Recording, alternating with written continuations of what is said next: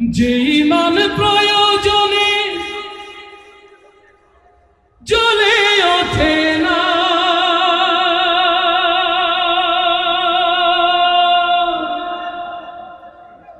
যে ইমান সত্য ন্যায়ের কথা বলে না, যে ইমান অন্তরে নাই, যে ইমান অন্তরে নাই, মুখে ফোটাই কথার কলি, কিভাবে তারে বলো ইমান বলি।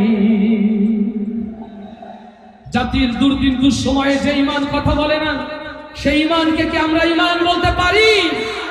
ও আমার প্রিয় ভাইরা, আমরা দেখিনি বদর, দেখিনি উহুদ, কেমন করে ইমানের পরীক্ষা দিয়ে আল্লাহর জমিনে আল্লাহর দ্বীনকে জিন্দা রাখার জন্য আল্লাহ রাসূলের সোনার সাহাবীরা বুকে রক্তে মরুভূমির মাটিকে লাল লাল করেছিল। কিন্তু হাজার বছর পর ৬৮,০০০ বর্গ মাইলের এই বাংলার সবুজ জমিনে দাঁড়িয়ে নতুন করে সিদ্ধান্ত নিতে হবে, এই জমিনে দ্বীন ইসলামের আমাদের জন্য, এই জমিনে কোরআনের সালতানাত প্রতিষ্ঠার জন্য যদি আবার একটি জঙ্গে বদর, আবার একটি জঙ্গে উহুদের ডাক এসে যায়, ও দক্ষিণ বাংলার মানুষ, প্রয়োজনে মাথায় কাফনের কাপড় বেঁধে হলেও এই জমিনের আলেমদের ডাকে রাজপথে নামার জন্য প্রস্তুত আছেন? কারা কারা সেই হাতগুলো দেখতে চায়?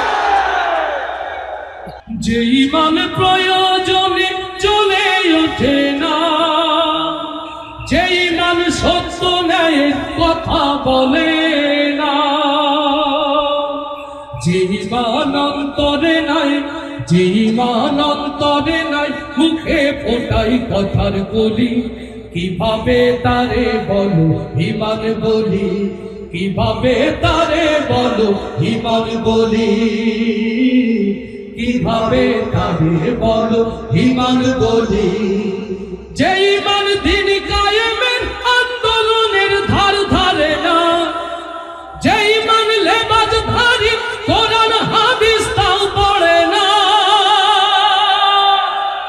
যে ইমান খাজার নামে মাজার করে ফুলুস কামাই, যে ইমান শিরকিয়াতে আমল করে ভীত না হয়, যে ইমান বাস্তবে নয়, যে ইমান বাস্তবে নয়, কথার ছলে ফাঁকা বলি, কিভাবে তারে বলো ইমান বলি, কিভাবে তারে বলো ইমান বলি, কিভাবে তারে বলো ইমান বলি। যে ইমান প্রয়োজনে চলে ওঠে না, যে ইমান সত্য ন্যায়ের কথা বলে না,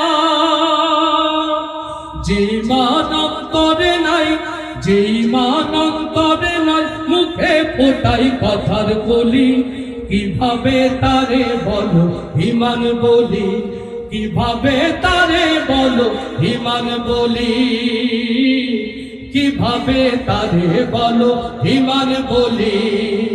লিল্লাহে তাকবীর, লিল্লাহে তাকবীর।